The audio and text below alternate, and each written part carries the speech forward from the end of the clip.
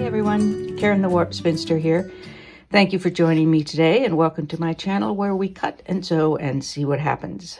Lately we've been working on the Brillig quilt, which prominently features slithy toves. Now I admit I have never heard Jabberwocky read, or if I have, I didn't trust who was pronouncing it. I don't know, maybe it's slithy toves, but that just doesn't sound right. Does it sound slithery? And I prefer slithy. So we have 5 pieces so far, and this is going to be another Alice-like quilt.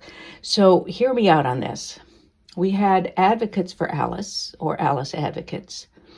Are we going to have Brillig boosters? What are we going to have for Brillig so that you all can encourage me? Not nag, just encourage me to finish the quilt. So let me know in the comments what you think. Right now I'm thinking Brillig boosters, but you all probably have a much better name in mind, so let me know. Because it features slithy toves who are gyring and gimbaling, I think that I want to do another slithy tove today. And it will involve curves, of course. There may be some stripes involved. Who knows? What else did we do for a slithy tove? So this was a slithy tove, which had sort of stripes, but in a different way that I'm thinking of, I think. Maybe not. This one looks a little bit... That one looks kind of stripy, doesn't it? I don't know. We'll come up with something for the slithy tove today. I am keeping to this limited palette with these pieces. I'm just, hang on a minute. I am taking a class from Sheila Frampton Cooper, another class, great teacher. Be sure to check it out. And it just occurs to me that I'm using basically the same fabrics. This is a piece that I was sort of riffing off a bit, and I'm not sure that I want it in my final piece for the class. But, it wouldn't make a bad slithy tove, would it? This green's a little bit different, so I would swap out the green. But that isn't attached right now anyway, it's just pinned. So, and it's got a little gray in there, but only we will know that or notice it. So, that's a possibility because I really had been doubting whether or not this particular piece is going to go in the quilt. It may, but I just noticed that. So, we'll keep that in the back of our minds. So apparently this is my palette of choice these days. It's very bright, and I like that very much. As you may recall, we are coming into fall, and maybe my palette will change then, or maybe not. All right, slithy tove.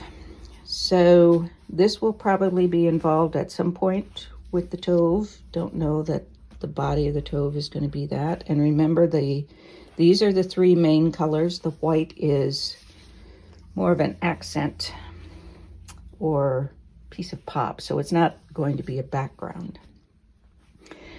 And I don't know, my other slithy toves have been whatever color, so let's make this one a green tove.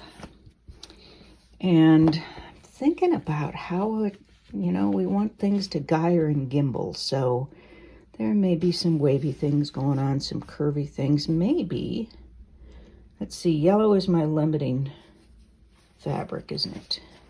Because I have the least of that. Not that I can't get more, but so let's start our tove with this piece, which is already cut. It's got the rounded piece that I think a tove has. Now, whether or not their little rounded belly is going to be visible or not, I'm thinking maybe they're gyring and gimbaling while they're sitting on a blade of some sort of grass or vine or something. So maybe his little belly will be flattened against it, holding on for dear life as the gyre and gimbal, whatever that is. So I think I want to do some sort of spiky kinds of things in here, which I think I will do in white. And then whatever the tove is on as he's gyring and gimbaling, Again, I don't know how that's pronounced. It might be gyrene and gimbling. I don't know, but I'm going to say gyrene and gimbling. And that will be green. So to do the spiky things, and there'll probably be 3 of them because odd numbers are better, and I think I just want 3. I could do 5, but that's a lot of spiky things. And remembering that some of this is probably going to get trimmed off as I'm adding more curves on, I'm going to put them more toward the center. And I'm going to do this, which isn't perfectly straight. I'm going to try it a little bit. And then I'm going to, it's a little bit curved. Then I'm going to insert a piece of white here, and this edge is going to follow the curve, and then we'll spikeify it once we get that white cut. So I've got this curve in the yellow. I'm now going to mimic that curve in the white. Mark where I'm going to start, so where that end piece is, so when I flip it I know where I'm starting. This piece goes away, and then we will come back and spike it. All right, this is pieced, so in order to get this to be spiky, I am going to cut this at an angle, and it's going to get very narrow up here, and I know, oh, there's another spike. I know that that's going to get caught up in the seam, but that's all right. That's what I'm wanting. And now I'm going to cut this to be the same curve or line. So you can see this is changing the size of this Tove piece that we started out with. And you also notice that I shifted this down so that this remains roughly straight line on the bottom, so we aren't losing dimension there. And again, I'm going to mark where that's going to start and sew that piece. So that spike is here, and it's not going to go right to the edge, and I'm all right with that. That's what I'm looking for. And now I have this offcut piece from here that I'm going to add in about here. We want it to be pretty much a straight line. And I don't know why I am not getting beginnings and ends today. I will piece this in. This is going to be a very skimpy one, but that's good. We like to have a variety of widths going on. All right, that sliver is on, and now I could do it like this, but I'm starting to do a convex there, and I want to try to sort of maintain that. So I am going to cut out a similar slice on this side so that we maintain this general shape. So we will cut here and sew that piece, and then we'll have one more to go. I have this sliver of yellow left over from this, and I think I have a plan for it. It just came to me. I don't know if it'll work. I want to put this in the middle of a white sliver that goes in there. What do you think? Can we make it work? I'm going to cut me a generous piece here because it allows me to go a little hog wild, and then cut a piece. Gotta leave room for seams, so I'm going to cut a piece here. It's pretty straight, and this is going to be interesting. It may or may not work, but it's worth a try. This is just a leftover piece, and then we'll do that side. I took a slightly narrower seam on here to preserve a little more fabric, and I'm going to just continue that to trim off the extra. And now, rather than cut that angle, because I want this to be a spike to put in here, I'm going to leave this just the straight cut, and then this angle will turn it into a spike. Stitch that, and then I'll insert it in here just as I did these two. This is kind of cool, and it gives me an idea for some other pieces we can be doing, which we'll cover at a later time. Now, I want to illustrate here again, maybe more clearly, that if I did not cut a wedge shape out of here, if I just left this straight as the cut that I made here, and I insert a wedge, if I do this, then again, I'm going to have that. So this is going to be a fairly hefty wedge coming out of here. And I'm just going to keep moving it until this is roughly similar and this is roughly similar. So it's a pretty hefty wedge, but that will give me something else to work with. Later on, I will have a wedgie piece. A wedgie piece. That doesn't sound very nice, does it? So now I can stitch this on and then maybe trim this up a little. I tend not to trim too much unless it's driving me right up a wall, because it gives me more options later on when I'm adding other pieces on. So I will stitch this on and we'll take it from here.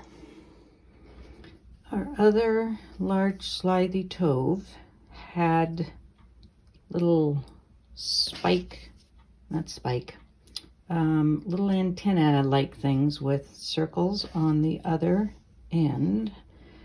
And this one's going to be more of a bobolink kind of look, which will be just a curved piece that comes up around the top of his body.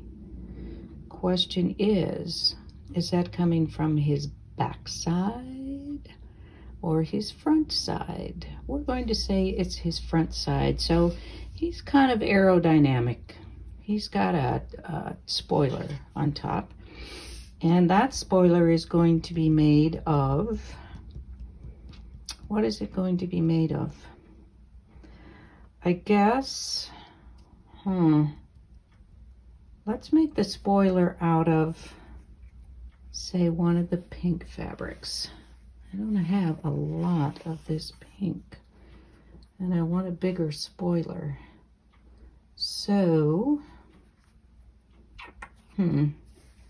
we'll try it out of this. I don't have a tonnage of this either, but this way when we run out of fabric, we know we're done. Am I using it? I am using some plain pink in here too, aren't I? Let me see if I can find some plain hot pink. I did find the solid pink, but I found more of this, and I think if I cut, trying to think if this is going to follow my lines well enough. If I cut, now I would want the lines to be radiating, and they aren't going to. So we're going with the plain pink for this piece. We might end up embellishing a little bit in the end, but I'm going to start out with a curve, kind of the size I want. I have cut off a strip of that pink fabric, plenty to let me do the curve that I want, but not so much that I don't have some, what I want to say, check on what I do. So sometimes it's helpful in my decision process to be limiting myself. And that may happen when I have a piece that already exists, such as this, or it may be as I'm working out some piecing that I cut smaller pieces of fabric, because then that helps me to decide how much I can do. Now, I want to do a curve that starts to follow here, but then arcs up over this. So it's connected here, but then separated further back, like a very long antenna or bunny ears or something. So in order to do that here and have enough room, I'm going to do it on the bias, which is no problem because it's a curve anyway. And it's going to start out here and arc that way. And then once I determine what kind of curve I want there, I'll add on this piece here and then trim that to meet this. The other option would be to do this curve first, and let me think about that. Do I want to do that curve first? Maybe. Might be safer. Do we want to do safe though? That's the question. I'm gonna wing it. I'm just gonna wing it. All right. I may regret this. I may absolutely regret this. Now, you know what? Because this then has to get sewn onto something here, so never mind. So we're going to do this background piece first, and we're going to make it blue. Blue sky, I don't know. We'll see.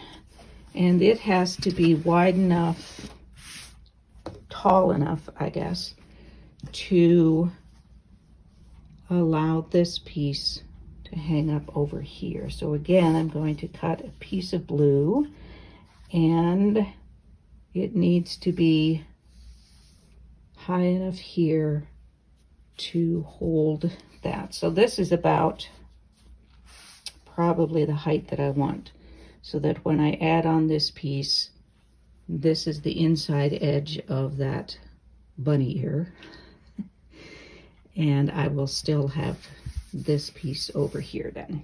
So I'm going to cut this piece about that size, press it, and we'll come back and cut this curve. That was kind of a convoluted way to go about this, wasn't it? We're ready to cut this curve now, and I am going to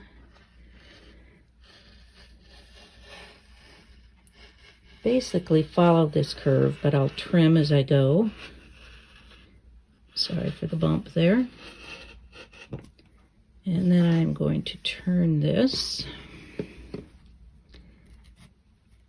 And of course I am being careful to keep my fingers out of the way here. If you have concerns about that, then you can use a protective glove, such as the klutz glove.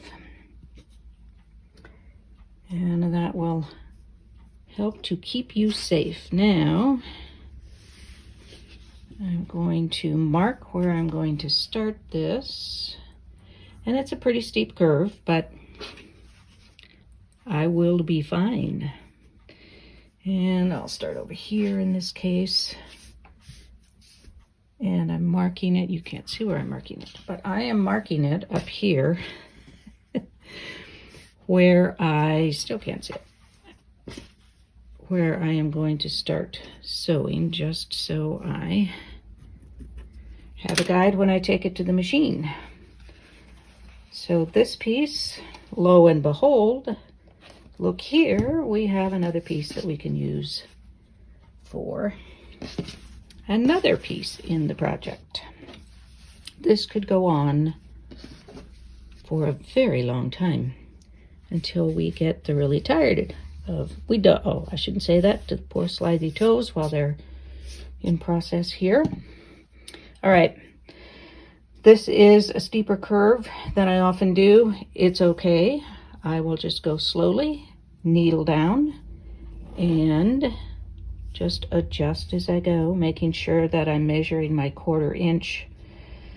I measure mine from the edge of the presser foot, so I have to make sure that I'm watching the 1/4 inch where the needle is and not further down on the presser foot, which is my tendency. You probably don't have that tendency, but it's what I tend to do, so I have to be careful with that.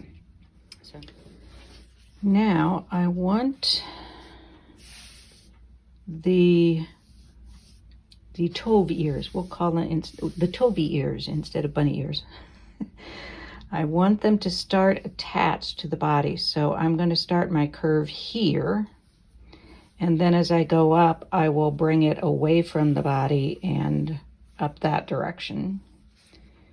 And then, do I want to, no, I don't want to continue it all the way around. So Then I will continue the curve off though, because I have to end it somewhere, and then I'll be able to put this piece on top somehow or other. We'll see how that goes. Honestly, I didn't think that through really carefully, but it'll be all right. It's improv. We can do it, assuming I can find my rotary cutter. All right. Now I'm going to follow this curve. No, I'm going to... Come on, Karen, you're doing the bunny ears. So I'm going to start here and be right at here, so it's going to be attached. And I'm going to follow that for a little ways, and then it's going to start to move away from the body of the Tove and out to be the Tove ear. I'm sorry about my elbow in the middle there. And then I'm going to continue that on out, and we will trim it off, or we'll do the spiky thing here when we do the background again. So I'm going to finish out this curve. Try not to have my elbow in your face again. Going to go out that way. Here we have another piece to work with, and here's the background, and the ear then will come up that direction. And what did we decide? That, oh, it's going to be the pink is going to be the ear. So now this piece has to follow that curve, and we're going to turn it because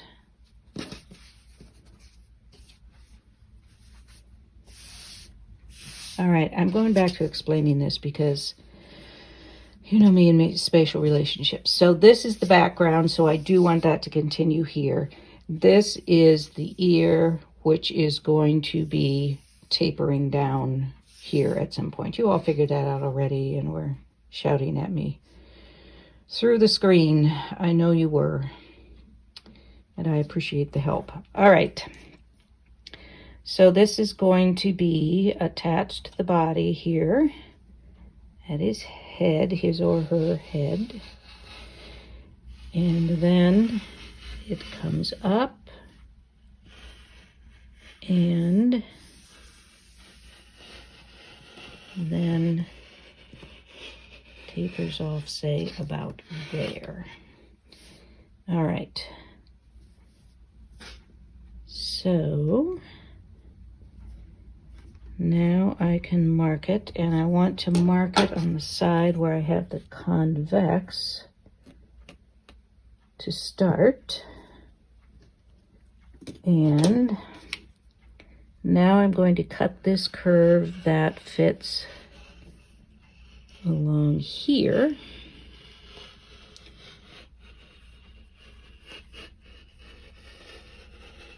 I'm sorry, I keep getting my elbow in your face.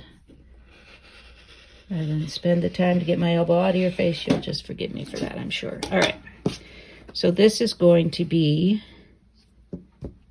the ear or the antenna or the whatever, and then we can come back and do something like this. Of course, we will do the appropriate curve, but I think we can use that piece again. We'll see.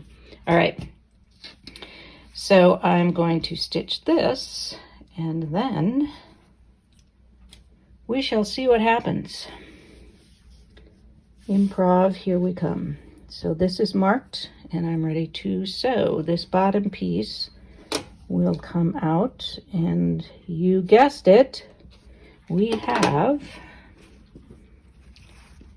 another Tove piece to work with. We're going to have a lot of Toves here in the end. And again, we have some pieces we can use here. All right. Going to sew the, I don't know what we're going to call this. It's not really an ear, but whatever it is. Now I want the Tove ears. We'll call it the Tove ears instead of bunny ears. I want them to start attached to the body. So I'm going to start my curve here. And then as I go up, I will bring it away from the body and up that direction. And then, do I want to, no, I don't want to continue it all the way around. So then I will continue the curve off though, because I have to end it somewhere. And then I'll be able to put this piece on top somehow or other. We'll see how that goes. Honestly, I didn't think that through really carefully, but it'll be all right. It's improv. We can do it, assuming I can find my rotary cutter. All right. Now I'm going to follow this curve. No, I'm going to... Come on, Karen, you're doing the bunny ears. So I'm going to start here and be right at here, so it's going to be attached. And I'm going to follow that for a little ways, and then it's going to start to move away from the body of the Tove and out to be the Tove ear. I'm sorry about my elbow in the middle there. And then I'm going to continue that on out, and we will trim it off, or we'll do the spiky thing here when we do the background again. So I'm going to finish out this curve. Try not to have my elbow in your face again. Just going to go out that way. Here we have another piece to work with, and here's the background, and the ear then will come up that direction. And what did we decide? That, oh, it's going to be the pink is going to be the ear. So now this piece has to follow that curve, and we're going to turn it because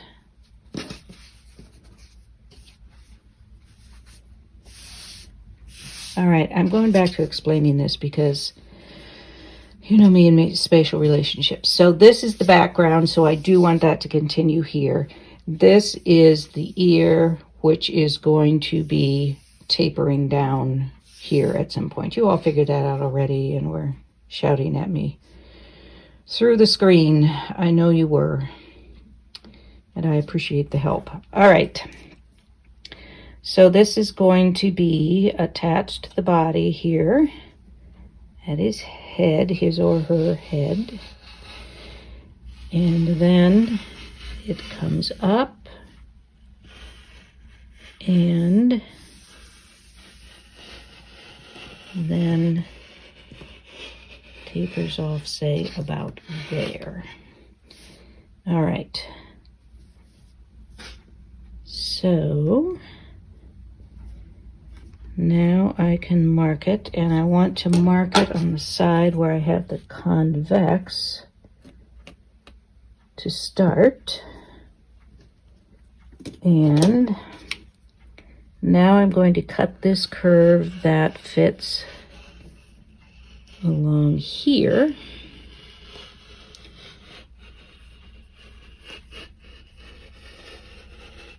I'm sorry, I keep getting my elbow in your face. Rather than spend the time to get my elbow out of your face, you'll just forgive me for that, I'm sure. All right, so this is going to be the ear or the antenna or the whatever, and then we can come back and do something like this. Of course, we will do the appropriate curve, but I think we can use that piece again. We'll see. All right, so I'm going to stitch this, and then we shall see what happens. Improv, here we come. So this is marked and I'm ready to sew. This bottom piece will come out, and you guessed it, we have another Tove piece to work with. We're going to have a lot of Toves here in the end. And again, we have some pieces we can use here. All right. Going to sew the, I don't know what we're going to call this. It's not really an ear, but whatever it is. Here we have our slithy Tove, and this is the blue piece that we cut from here. So I'm just going to repeat that curve and then cutting this same curve. Then I will sew that and we'll come back and take a look at where we want to go with our Tove. This is kind of an interesting look so far, but we're going to try to tie all this in and make a Tove from it. Now, this seems, I don't know, almost foreign to this piece. So I'm thinking that I would like to do something so that the Tove, maybe his belly, has this pink stripe on it. And that will tie him, that pink, together a little bit. This is going to be a very bright Tove. Maybe it will be, okay, so maybe I will have some white down here. We've got an awful lot of color going on here. And I would like to maybe have some white down here for the belly. And then we will tie the pink in with, you know, probably circles, because you know me. But we'll see. First of all, I want to get some white in here. So it will be just cutting this quite a bit of a curve here. In fact, I may cut this back a little bit, pull the seam back a bit, and have the white end here at the background. Have it curve here, and then it gets a little narrower as it comes to the front here. And I may even give him a little lip up there, probably not, but maybe. All right, so first thing I'm going to do is pull this seam back a little bit, rip it out a bit, so that I can put that piece in there, and then this can be stitched over that. And that will be our Tove, and then we can think about how we're going to embellish our Tove to make him look more Tovey. I also ripped back the seam here about 1 inch on this side, as well as what I described on that side, and cut this white curve to be the same as the yellow that I trimmed at the bottom. And now I have plenty here to decide how big I want the Tove's belly to be, the Tovey belly.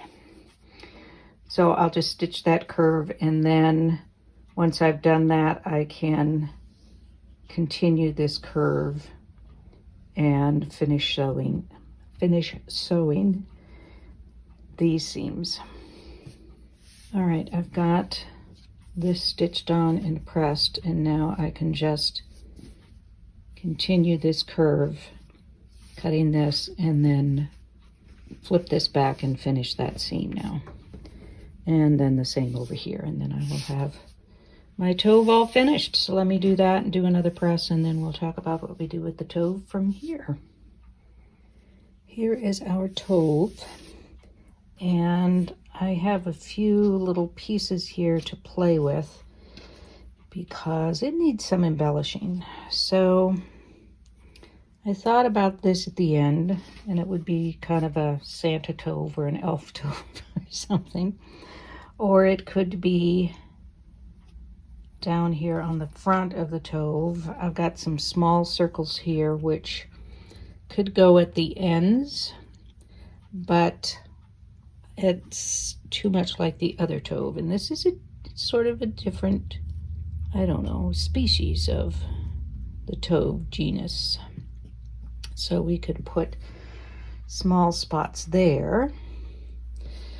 It could be a pink-bellied Santa Tove, where we have some pink spots, or they could go say in here, which is almost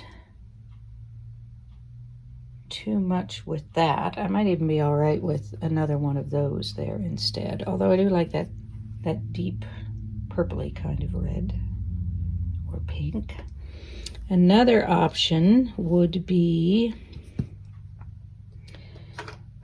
to have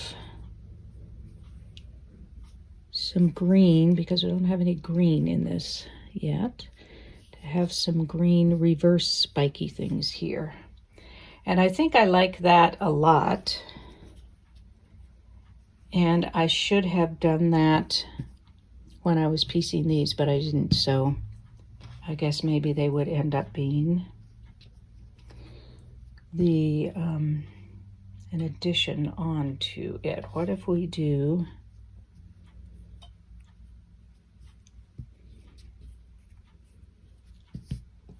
so it could be a white spotted, we could make it a white spotted pink belly Tove, but that's a little much. How about this at the end then? Maybe I don't want anything at the end. That's just the Tove. How about this down here?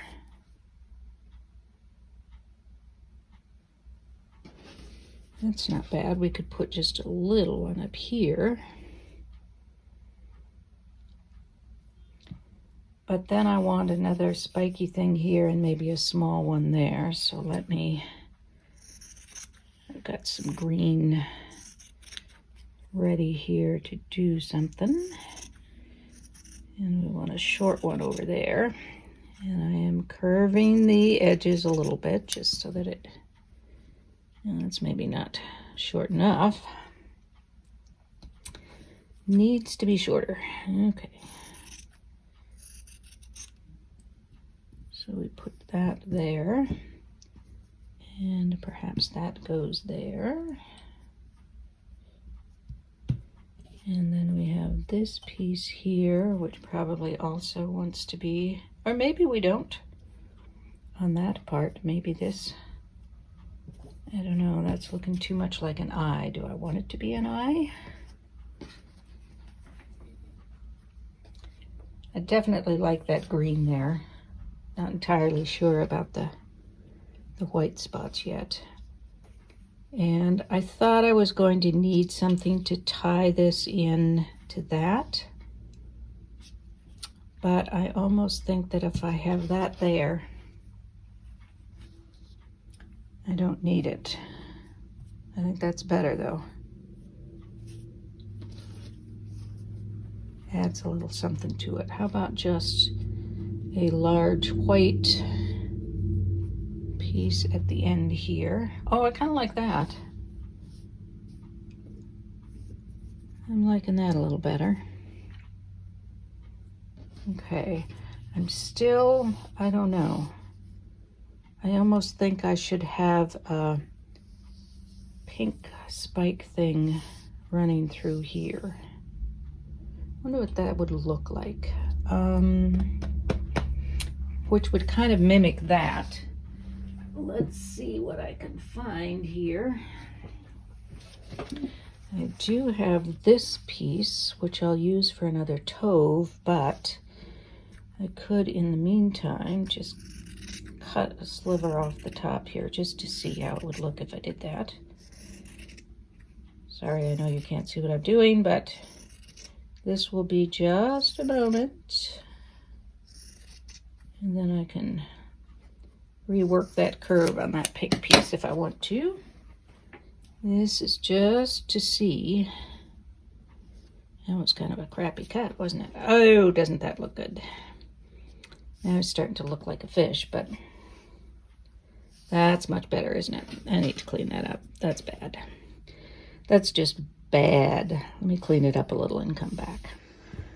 All right, here is just a few ideas for this. Might use some of them, might use all of them, might use none of them. I don't know. And this little Tove, this big Tove, is going to probably be on a branchy thing, which I want to talk about next time. Might even be kind of fun to have this tail coming off the edge here to wherever that next block is. All this may be too much, but can there be too much? Tell me, Brillig boosters or whatever we're doing. This does look very fish-like, but if we remove that,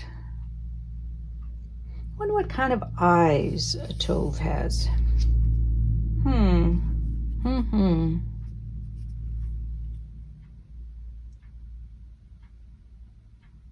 I don't know. Could be this. Could be something white. That just looks too much like a fish for me, not a Tove. So I think this, well, that might be maybe a Tove's eye is up there. I don't know. Anyway, that's going to be it for this week. It has been pretty rambly, so thank you for sticking with me. I do want to show you a bag that I made. I took a class at my local quilt shop, Acme Fabric and Quilt in Blair, Nebraska.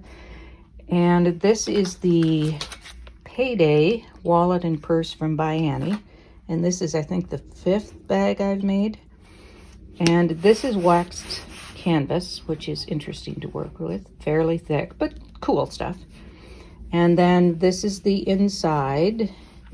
And it has a pocket here and a pocket back here, and then 2 zip pockets. This pocket, one of these pockets, this pocket has credit card slots in it. And the closure is done with 2 magnets. And then there's an adjustable strap on it. So I love By Annie bags. She has good instructions and supporting videos. I would say if you've not made a bag before, this is not the first bag to make, but it is a cool bag. So I had fun with that. And that will be it for this week. I will be working probably some more on this. At some point, we're just going to have to say we're finished, but I don't think we've made enough Toves yet. We may maybe need to make some baby Toves. All of that we'll maybe explore next week, when I hope I will see you again. In the meantime, be well, be safe, be happy, be quilting. Peace out.